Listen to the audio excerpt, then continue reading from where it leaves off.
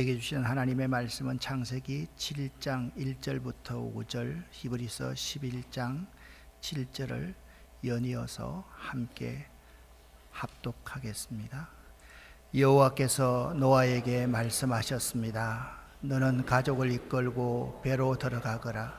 내가 보기에 이 세대에는 너만이 내 앞에서 의로운 사람이다. 모든 깨끗한 짐승은 암컷과 수컷 7마리씩, 깨끗하지 않는 짐승은 암컷과 수컷 1마리씩 데리고 들어가거라. 하늘의 새도 암컷과 수컷 7마리씩 데리고 들어가거라. 그래서 그들의 종자를 온 땅 위에 살아남게 하여라. 지금부터 7일이 지나면 내가 땅에 비를 내리겠다. 40일 동안 밤낮으로 비를 내리겠다. 그리하여 내가 만든 생물을 땅 위에서 모두 썰어버리겠다. 노아는 여호와께서 명령하신 대로 모든 일을 했습니다. 믿음으로 노아는 아직 보이지 않는 일에 경고하심을 받아 경외함으로 방주를 준비하여 그 집을 구원하였으니, 이로 말미암아 세상을 정죄하고 믿음을 따르는 의의 상속자가 되었느니라. 아멘.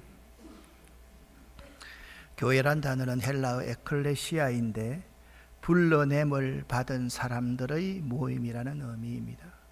교회는 하나님을 예배하기 위하여서 세상으로부터 불러냄을 받아 모인 사람들의 모임입니다. 교회의 성경적 의미는 그리스도 안에서 예배하고 기도하며 하나님 말씀을 공부하고 또 예식을 지키기 위해 모인 신자들의 무리입니다. 사실은 사람들이 교회에 가는 것이 아니라 그리스도인이라고 불리는 사람들이 예배당으로 들어가 교회가 되는 것입니다. 가시적인 교회가 있습니다. 눈에 보이는 교회를 말합니다. 신앙 고백, 조직, 행정, 복음사역 등으로 눈으로 식별될 수 있는 요소를 갖춘 교회를 가시적 교회라 말합니다. 불가시적 교회가 있습니다. 구원에 동참할 수 있는 자격을 갖춘 자들로 구성된 교회를 말합니다. 우리가 흔히 예수께서 2-3사람이 주의 이름으로 모인 곳에 나도 함께 하겠다라는 말씀이 암시하는 예수 이름으로 모인 2-3사람 이상을 불가시적인 교회다, 그렇게 말씀드릴 수 있습니다. 교회는 예수 그리스도를 구주로 고백하여 구원받은 사람들의 모임입니다. 하나님께서 노아에게 명령해서 만들었던 구원의 방주는 오늘날 교회의 모형입니다. 구원의 방주는 이렇습니다. 교회는 하나님의 언약의 말씀대로 심판을 피하는 구원의 방주입니다. 구원의 방주가 무엇일까요? 우리들의 관심은 하나님께서 왜 이 노아의 방주를 만드셔야만 하셨는지, 이 노아의 방주가 우리에게 주는 교훈은 무엇인지를 바로 아는 것입니다. 성경의 가장 중요한 해석은요, 성경이 성경을 해석하게 만드는 것입니다. 구약 성경의 내용은 신약으로 풀면 됩니다. 신약의 내용은 구약으로서 풀면 틀림없이 그 해석을 바로 할 수가 있습니다. 누가복음 17장 26절 말씀을 보면 이런 말씀이 기록되어져 있습니다. 노아의 때에 된 것과 같이 인자의 때에도 그러하리라. 무슨 말씀인가 하면 심판이 있을 때 방주에 들어가는 사람만 구원을 받게 될 거라고 말씀하고 있습니다. 하나님께서 방주를 지으라고 하신 이유는 심판을 면하기 위해서입니다. 이 성경에는요, 2번의 심판이 있다라고 말을 합니다. 첫 번째 심판은 물로 심판하는 노아 홍수의 심판입니다. 이 성경은 노아의 방주에 들어간 사람들만 구원받았다라고 증언하고 있습니다. 두 번째는 마지막 때의 심판입니다. 이는 불로 심판하시는데 마지막 때의 심판도 노아의 때와 같다라고 말씀하고 있습니다. 노아가 살고 있던 그 시대에 하나님께서는 이렇게 노아에게 명령하십니다. 너는 잣나무로 너를 위하여 방주를 지어라. 방주를 너의 구원을 위하여서 방주를 지어라 라고 명령하셨습니다. 그런데 그 시대에 백주대낮에 하나님께서 방주를 지으라고 하셨는데 도대체 노아라는 사람이 어떤 사람인지를 아는 것이 매우 중요할 것입니다. 오늘 창세기 6장 8절, 9절, 22절 말씀에는 노아는 이런 사람이었다 말하고 있습니다. 노아는 여호와께 은혜를 입은 사람이었다. 노아는 의인이요 당세에 완전한 자였다. 그가 하나님과 동행하였다. 노아가 그와 같이 하되 하나님이 자기에게 명하신 대로 다 준행하였다라고 말씀하고 있습니다. 6장 8절 말씀을 다시 한번 보시기를 바랍니다. 그러나 노아는 여호와께 은혜를 입었다. 여기 여호와께를 직역하면 여호와의 눈에, 그러니까 노아가 여호와의 눈에 들었다라고 성경은 말씀하고 있습니다. 이는 노아가 하나님께로부터 은혜를 입게 된 까닭이 하나님 보시기에 기뻐하실 만한 점이 있었기 때문임을 알 수가 있습니다. 특별히 은혜를 입었다라고 하는 이 은혜라는 단어는 일반적으로 우리가 폭넓게 이야기할 때 이 은혜를 헤세드라는 히브리어를 사용합니다. 그런데 여기서는 히브리어 헨을 사용하는데요, 하나님께서 경건한 자와 고생하시는 하는 자를 지켜주시고 인도해 주시는 사랑, 은총, 자비 등을 헨이라는 단어로 사용합니다. 그렇지만 이는 하나님의 본성이 곧 사랑과 긍휼, 공의임을 뜻하는 헤세드와는 좀 다른 의미를 가지고 있습니다. 먼저 은혜를 받은 자가 경건하고 의로운 자여야 한다는 조건을 필요로 하는 단어입니다. 노아가 경건하며 의로운 자였기 때문에 하나님께서 특별히 그 시대의 사람들 가운데 은혜를 베푸셨다라는 의미인 것입니다.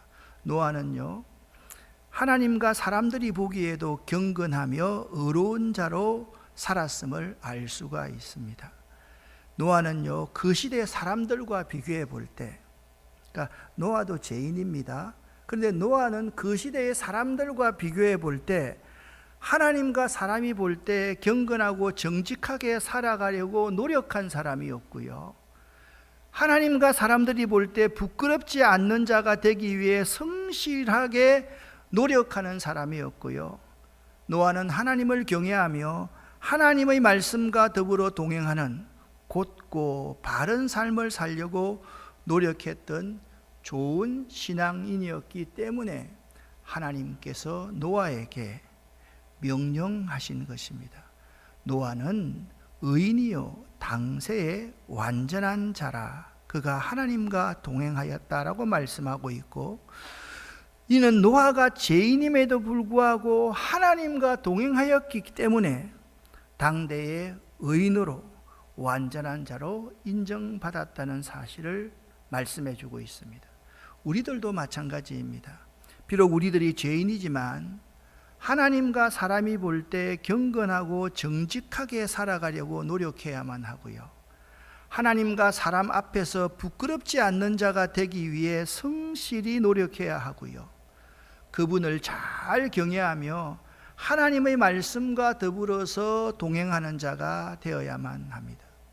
우리들이 노아처럼 그런 삶을 살아야 하나님께서 우리들에게도 노아처럼 명령하실 것입니다. 그런 삶을 산다라는 의미가 무엇이라고 말했습니까? 하나님과 사람들이 볼 때 경건하고 정직하게 살아가려고 노력을 하고, 하나님과 사람 앞에서 부끄럽지 않는 자가 되기 위해 성실히 노력해야 하며, 그분을 잘 경외하며 하나님의 말씀과 더불어서 동행하는 자가 되어야 한다는 것입니다. 그런데 죄 가운데 심판을 피할 수 없었던 그 시대 사람들은 노아와 달리 회개하지 않았습니다. 오히려 하나님의 명령을 받들어 순종하고 노아 방주를 짓고 있는 노아를 비웃고 조롱했습니다. 여기 그 시대의 사람들과 방주를 짓는 노아가 있습니다. 방주가 구원을 위해서 하나님께서 예비하신 곳이라 말씀드렸는데, 이 방주는 교회의 또 다른 모습이라 그렇게 말씀을 드릴 수 있습니다. 우리 아름다운 공동체가 창립기념주의를 맞이해서 지향해야 될 점은 이 공동체 가운데 자기 주장을 하지 말아야 됩니다. 부정적인 말들, 그런 전념성이 있기 때문에 잘 하지 말아야 됩니다. 그리고 항상 말을 할 때 I 메시지를 가지고 이야기를 해야지 U 메시지로 다른 사람을 지적하든지 다른 사람 마음을 아프게 해서는 안 됩니다. 다른 사람에 대한 말을 하지 말고 과거에 자신이 경험한 교회 이야기 하지 말고 항상 우리 교회는 새싹교회부터 뿌리교회까지 다 교회라고 이렇게 말을 합니다. 내가 속해 있는 교회가 있을 때 내 교회에 속하지 않는 다른 사람들을 배려하고 새롭게 오는 사람들을 세워주고 항상 긍정적인 말, 희망을 주는 말, 믿음에 도움을 주는 말을 하고 미래지향적인 이상적인 공동체를 만들어 가야지 내가 옛날에 경험했던 그 교회로 되돌아가려 해서는 안 된다라는 것입니다. 창세기 6장 1절부터 9절에는 그 시대의 사람들과 노아의 차이점을 이렇게 말씀하고 있습니다. 사람들이 땅 위에 늘기 시작하더니 그들에게서 딸들이 태어났습니다. 그런데 하나님의 아들들이 사람의 딸들의 아름다움만을 보고 저마다 자기들의 마음에 드는 여자만을 아내로 삼았습니다. 이때 주님께서 말씀하셨습니다. 생명을 주는 나의 영이 사람 속에 영원히 머물지는 않을 것이다. 사람은 살과 피를 지닌 육체요 그들의 날은 120년이다. 그 무렵에 그 후에도 얼마 동안 땅 위에는 네피림이라고 하는 거인 족속들이 있었다. 그들은 하나님의 아들들과 사람의 딸들 사이에 태어난 혼혈 자식들이었다.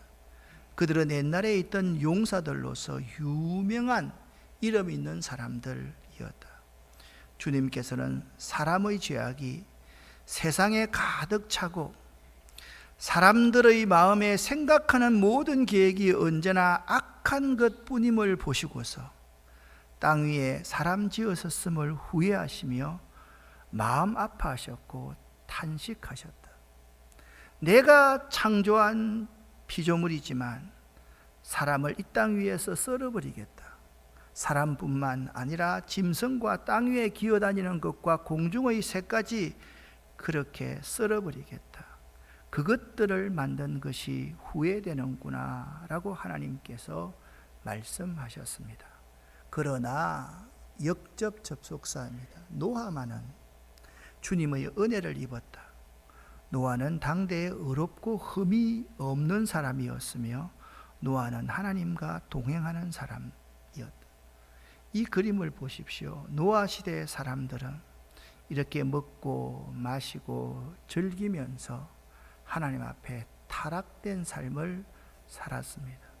그들 스스로가 악이 무엇인지 잘 알고 있으면서도 하나님 없이 자신들의 힘으로 그 세상을 살아가려고 노력했던 사람들이었습니다. 그러나 노아는 달랐습니다. 하나님께 예배하고 하나님을 섬기는 일에 그의 삶의 우선순위를 둔 사람입니다. 오늘날 우리 대한민국은 유사 이래 최고의 번영을 누리는 시대입니다. 왜냐하면 먹을 것 때문에 굶어 죽는 사람이 거의 없고요. 전쟁 때문에 억울하게 죽음 당하는 사람이 없으며, 그리고 인권의 유린 때문에 많이 죽어가는 사람도 많이 없어졌습니다. 과학 문명이 발달하여 최고의 편리함을 누리는 시대가 오늘 우리가 살아가고 있는 이 시대입니다. 이 성경에 보면 오늘날과 같은 시대가 과거에도 있었는데요, 그때가 바로 노아의 시대였다라고 말씀하고 있습니다. 창세기 6장 1절에는 이렇게 시작합니다. 노아의 시대를 사람이 땅 위에서 번성하고 번영하기 시작할 때라고 정의해 놓았습니다. 노아 시대 사람들의 문제는 이렇습니다. 첫 번째는 하나님의 아들들과 인간의 딸들의 결혼입니다. 결혼하는 것이 무슨 문제가 될까요? 여기서 결혼은 하나님의 백성과 사탄의 백성들의 혼합, 피섞임을 의미합니다. 다시 말해 하나님의 백성들이 하나님의 뜻을 어기고 세상 사람들의 뜻에 동조하면서 일어난 번영이기 때문에 그것이 문제가 된다라고 말씀하고 있습니다. 두 번째 문제는 하나님의 침묵이었습니다. 인간의 목소리는 높아졌지만 천지의 주인이신 분의 뜻이 120년 동안 실종되었다면 인간의 번영은 좋은 것이 아님이 틀림이 없습니다. 세 번째는 재앙의 전조가 문제였습니다.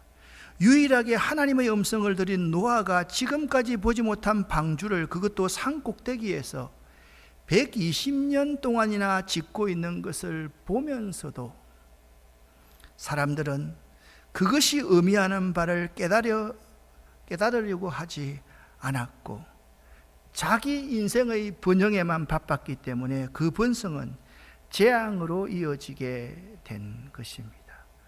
오늘날 노아 시대처럼 하나님의 아들들, 하나님의 딸들이 세상 사람들의 뜻에 동조하는 사람이 너무나도 많이 있습니다.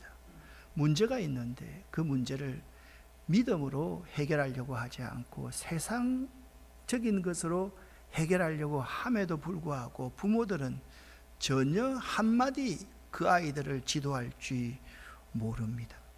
하나님의 침묵입니다.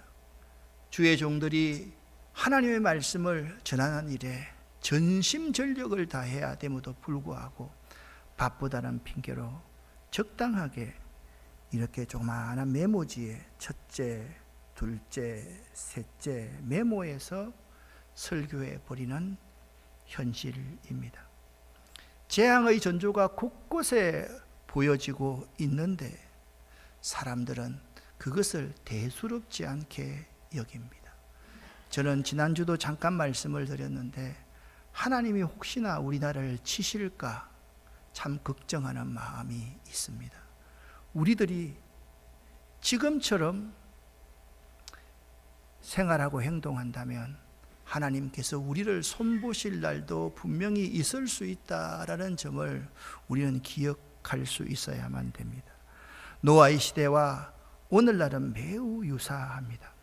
하나님의 백성들의 정체성이 희미해지고 있으며 그것을 지키기 위해 성도들이 세상과 싸우려 하지 않고 있습니다. 하나님의 음성은 희미해지고 있으며 세상 사람들의 소리만 있습니다. 이 교회 내에서 하나님의 말씀은 선포되지 않고 사람들의 목소리가 점점 더 높아져 갑니다. 사람들이 이상합니다. 이 세상이 이상합니다. 어떤 사람이 대통령에 나와가지고 자기는 성범죄자고 그러면서도 이 하나님의 말씀을 바로 세우겠습니다, 지키겠습니다, 그렇게 말을 하는데 그것이 정상으로 받아들이는 사람들이 참으로 많습니다. 이상한 사람이 정상인 것 같고 그런 세상인 것 같고 우리 주변의 이상기온과 자연대정의 재앙의 전조들이 나타나고 있음에도 불구하고 설마 그런 일이 내 주변에서 일어나려고 생각하면서 계속적으로 오염에 앞장서고 있는 것이 우리들의 모습입니다. 우리들이 이 세대를 바로 읽고 대처해야 하는데 우리들조차 세상의 향락에 취하여서 사람들의 소리에만 귀 기울입니다. 노아처럼 하나님의 은혜를 입은 성도들이 되어야 하는데 말입니다. 그런데 하나님의 은혜 입는 것에 아무런 관심이 없습니다. 노아는 120년 동안 흔들리지 않고 방주를 지었습니다. 저는 이렇게 이 문장을 해석하고 싶습니다. 노아는 평생 한순간도 흔들리지 않고 하나님이 명령하신 그 방주를 지었다. 노아는 하나님이 자기에게 명하신 대로 다 준행하였다라고 말씀합니다.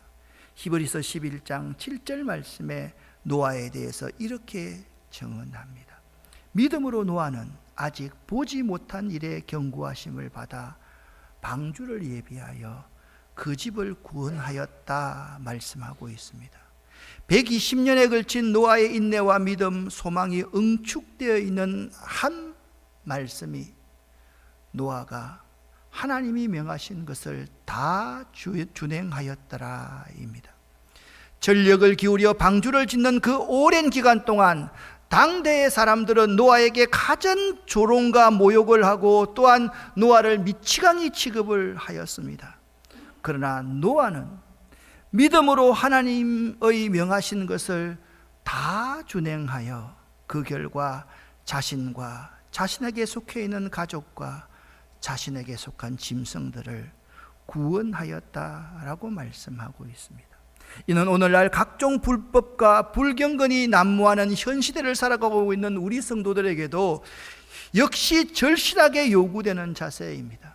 그러나 우리들은 그러한 야성을 잃어버린 지 이미 오래되었습니다. 세상은요, 교회만은 항상 정의와 약자의 편에 서기를 바라고 있습니다. 그들은 그렇지 못하다 할지라도 교회만은, 그리스도인들만은 정의와 약자의 편에 서야 된다라고 생각하는 사람들이 세상 사람들이 우리에게 대한 바람입니다. 우리들이 그러한 야성을 잃어버리고 있으면 세상 사람들은 어디에 소망을 두고 살겠습니까? 지금 이 시대 하나님께서 분명하게 교회를 세우라고 명령하십니다. 그 이유는 죄인들을 구원하시기 위해서, 믿는 자들을 구원하시기 위해서 교회를 세우라 말씀하십니다. 예수님께서 사도들에게 교회를 세우라고 명령했습니다. 베드로는 예루살렘에 교회를 세웠고 사마리아와 가이사랴에서도 전도해서 교회를 세웠습니다. 예수님께서 베드로에게 이렇게 말씀하셨습니다. 너는 베드로라, 너는 반석이라. 내가 이 반석 위에 내 교회를 세우리니 음부의 권세가, 지옥의 권세가 이기지 못하리라. 그렇게 말씀하셨습니다. 우리 아름다운 교회를 이 지역에 세운 것은 이 시대 이곳에 사는 사람들의 구원의 방주 역할을 하기 위해서입니다. 몫이 좋아서 이곳에 아름다운 교회를 세운 것이 아닙니다. 교회 위치가 좋아서가 아닙니다. 사람들이 많이 모일 수 있는 곳이니까가 결코 아닙니다. 이 책은 필리프 코스타마냐라는 사람이 지은 가치를 알아보는 눈, 안목에 대하여라는 책입니다. 이 책의 저자는 어린 시절부터 자신이 어떻게 안목을 길러왔는지, 일과 삶에서 안목이 어떻게 적용되었는지 등을 잘 설명해 주고 있습니다. 특별한 눈, 남들이 보지 못하는 특별한 눈, 안목을 기르는 것이 무엇보다 중요하다고 이 책의 저자는 강조하였습니다. 그 이유는 안목이 있어야지 성공적인 인생이 되기 때문이라 말했습니다. 그런데 믿는 우리들에게는, 우리 교회에는 이런 인간적인 안목보다 더 천배 만배 더 중요한 영적인 안목, 믿음의 안목이 있어야만 합니다. 믿음으로 말미암은 안목, 거룩한 안목이 우리들에게, 교회인 우리 한 사람 한 사람들에게 있어야 한다라는 것입니다. 오늘 본문 말씀은 우리에게 이렇게 말씀하고 있습니다.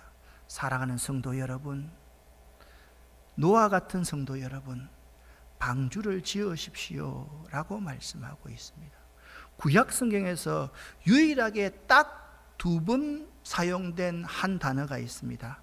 그것은 히브리어 테바라는 단어입니다. 테바는 방주를 말하고 갈대 상자를 말을 합니다. 이 그림이 테바입니다. 노아가 만든 방주가 테바이고 모세의 어머니가 모세를 갈대로 만든 상자에 담아서 나일강에 버린 것이 테바입니다. 거대한 물의 혼돈으로부터 하나님의 명령에 순종하여 모든 생명의 실을 보존할 구원의 방주를 노아가 만든 것처럼 갈대로 만든 상자는 한 생명을 살리려는 레이의 한 어머니의 손에서 준비한 초라한 어쩔 수 없이 만든 구원의 방주였습니다. 더 이상 이 아이를 데리고 있으면 이 아이가 권력에 의해서 죽임을 당할 수밖에 없었기 때문에 그 어머니는 눈물을 머금고서 갈대로 상자를 만들어서 거기에다가 사랑하는 아들을 실어서 그 나일강에 띄우게 된 것입니다. 애굽 왕 바로의 하나님의 구원 계획을 방해하는 영아 학살 정책은 대홍수의 위협처럼 치명적이었습니다. 그러나 땅과 물의 경계를 무너뜨린 대홍수의 혼돈의 위협 위에 미래의 생명의 실을 품은 노아의 방주가 띄워진 것처럼 위협적인 죽음의 강의로 한 어미의 절망적인 상황에서 믿음으로 만든 갈대 상자가 어린 생명 하나를 품고 위태롭게 띄워졌던 것입니다. 그런데 이 테바 방주와 갈대 상자의 공통점이 있습니다. 이 방주와 갈대 상자의 공통점이 무엇인지 아십니까? 방주와 갈대 상자 이들의 공동점은 믿음으로 만들어졌다는 것입니다. 말씀드렸듯이 이들의 공통점은 믿음으로 만든 것입니다. 히브리서 11장 7절부터 23절 그리고 24절 말씀을 보면 이렇게 말씀하고 있습니다. 믿음으로 노아는 방주를 예비하여 그 집을 구원하였으며 믿음으로 모세의 어머니는 그 모세를 갈대 상자에 담아 나일강에 띄었으며 그로 말미암아 모세는 장성하여서 하나님의 종으로 살게 되었다라고 말씀하고 있습니다. 방주는요, 길이가 135m 정도가 됩니다. 넓이는 22.5m 정도가 됩니다. 높이는 13.5m가 되며 전체 모양은 직사각형 모양의 상자 모양입니다. 방주가 물 위에 뜨는 배이지만 우리가 아는 배처럼 유선형으로 지어지지 않는 것은 방주는 물 위에서 진항을 위한 것이 아니기 때문이었습니다. 방주의 특징은 이것입니다. 어딘가로 가기 위한 노가 없었습니다. 방주도 그렇고 갈대 상자도 그렇고 그 속에는 노가 없습니다. 여러분, 배너에서 노예로 잡혀서 배 아래서 노를 젓고 있는 그림입니다. 방주에는 이 노가 없다는 것이 특징입니다. 배와 방주에는 큰 차이가 있습니다. 배는 돛이나 노를 저어서 자율적으로 움직일 수 있지만 그러나 방주는 움직일 수 있는 방법이 하나도 없었습니다. 비바람과 파도를 피할 뿐 사람이 할 수 있는 것은 이 방주 안에는 아무것도 없었습니다. 이것이 의미하는 것은요, 방주의 방향을 결정하는 분은 하나님이시요, 할렐루야, 방주를 지키시는 분도 하나님이시라는 것을 의미합니다. 우리는 이 사실을 받아들이는 것이 믿음임을 잘 알고 있습니다. 노아와 그의 가족들과 모든 동물은 방주 안에 있기만 하면 되었습니다. 그 방주는 단지 물 위에 떠 있기만 하면 되는 것이었습니다. 갈대 상자도 마찬가지입니다. 물이 떠내려가는 대로 그냥 맡길 수밖에 없는 것이 갈대 상자였습니다. 갈대 상자 안에 있는 모세가 아직 어렸는데 그가 방향을 결정할 수 있겠습니까? 조그마한 갈대상자가 무슨 것을 할 수 있는 일이 무엇가 있겠습니까? 그럴 때 하나님이 선장이 되셔서 인도하십니다. 할렐루야. 이것이 방주요, 이것이 갈대상자인 것입니다. 교회의 머리는 예수님이십니다. 그러니 교회의 주인은 예수입니다. 교회의 방향을 결정하시는 분은 예수님이시고, 이 몸된 주님의 교회를 지키시는 분도 예수님이십니다. 그러니 교회는 어떤 사람도 주인이 되어서는 안 됩니다. 교회에 어떤 사람도 큰 소리를 내서는 안 됩니다. 교회의 존재 이유가 무엇입니까? 교회의 존재 이유는 하나님께 예배드림을 통해 하나님께 영광 돌리기 위함에 있습니다. 교회의 존재 이유는 구원함에 있습니다. 오늘 메시지에서 강조하는 것은 교회를 여러 가지로 이야기할 수 있지만 한마디로 말하면 교회는 공동체라는 것입니다. 그러니 교회는 한 몸이고, 그러니 교인들은 한 가족이고, 우리 모두는 다 내가 아니라 나 속에 있는 우리들임을 기억할 수 있어야만 됩니다. 하나님께 부름받은 우리 각 사람이 모인 무리가 교회인 것입니다. 공동체는요, 특징이 있습니다. 결속과 상호 협조가 보다 깊고 튼튼한 공생관계에 있는 것이 교회입니다. 그러므로 공동체는요, 항상 공동의 가치를 추구해야 되고, 공동의 헌신이 있어야 되고, 공동 사명에 의식적이고 인격적으로 참여해야만 합니다. 그런데 교회가 공동체라고 해서 개성이 무시돼서는 안 됩니다. 교회 공동체는 항상 개성이 존중되는 친교를 할 수 있어야만 합니다. 다양성과 다양성 가운데서 일치함이 있어야만 합니다. 공동 책임성 안에서 각자의 개인의 신앙이 함께 성장할 수 있도록 돕는 것이 공동체인 것입니다. 이것이 내가 공동체에 속해 있다는 소속감이요, 동시에 주체성의 확보인 것입니다. 아름다운 교회의 목회 철학은 건강한 교회, 성숙한 교회, 건강한 신앙, 성숙한 신앙입니다. 어린아이가 건강합니다. 그런데 아이가 건강하기 때문에 내 것만 챙기려고 하고 내 것을 줄 모릅니다. 그런 신앙이 되어서는 안 됩니다. 어린아이가 자라나야만 합니다. 내 것을 내려놓을 수 있어야 되고, 내 것을 남을 위해서 마음껏 줄 수 있는 성숙한 자로 자라가야만 하는 것입니다.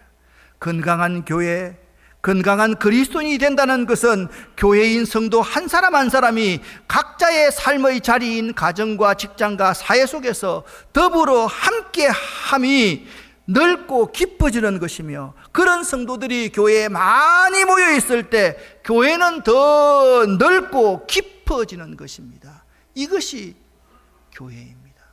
우리 아름다운 교회는 처음부터 건강한 교회, 성숙한 교회를 지향해서 지금까지 26년 그리고 27년을 향하고 있습니다. 세상을 향한 아름다운 교회의 외침은 건강한 동시에 성숙한 신앙을 추구하는 것입니다. 내 것만 챙기는 것이 아닙니다. 내 부서만 챙기는 것이 아닙니다. 항상 내 부서보다 새로운 사람들, 낯선 사람들, 그들을 먼저 우선시하고 그들을 배려할 수 있는 그러한 공동체가 되어야 되고, 우리 믿는 사람들보다 믿지 않는 사람들을 더 배려하고 그들을 세워줄 수 있는 공동체가 될 수 있어야만 하는 것입니다. 더불어 함께하는 것은 책임을 함께 지고 고통을 공유하는 것을 말합니다. 교회를 이룬 성도들은 서로의 신앙과 삶에 관심을 갖고 짐을 나누어지고 기쁨과 슬픔을 함께 해야만 합니다. 이 교회는 여기 이 공간 안에 있는 것만이 교회가 아닙니다. 교회가 이미 다 이루어진 것이 아닙니다. 우리는 하나님의 나라를 땅끝까지 확장시켜야 될 존재입니다. 우리 서로 함께 하나님의 나라를 이루어갈 수 있는 자가 될 수 있어야만 합니다. 우리 교회는 건물이 아니라 교인 한 사람 한 사람이라는 사실을 잊지 말아야만 합니다. 사랑하는 성도 여러분, 테바라는 말을 잘 기억할 수 있기를 바랍니다. 방주, 갈대상자는 노가 없습니다. 우리가 할 수 있는 일이 아무것도 없습니다. 하나님이 주인이 되어야 되고, 하나님이 인도하셔야 되고, 하나님이 함께 할 때 이 테바는, 교회는 의미가 있다는 사실, 이 사실을 꼭 기억할 수 있는 여러분 되실 수 있기를 예수 이름으로 간절히 축원합니다. 다음 주일은 교회 창립기념 주일입니다. 이번 일주일 동안 이 말씀을 마음 깊이 새기고 내가 과연 바람직한 교회인가 한번 생각해 볼 수 있기를 바랍니다. 기도하겠습니다. 살아계신 하나님 아버지요, 감사합니다. 방주처럼, 갈대 상자처럼 나 이 교회가 내가 주인이 되지 않고 내 노가 없어진 내 존재가 되기를 원합니다. 하나님이 인도하시는, 하나님이 이끄시는, 우리 주님이 주인 되시는 귀한 저희 공동체 되기를 원합니다. 예수 그리스도 이름으로 축복하옵고 간절히 기도 올립니다. 아멘.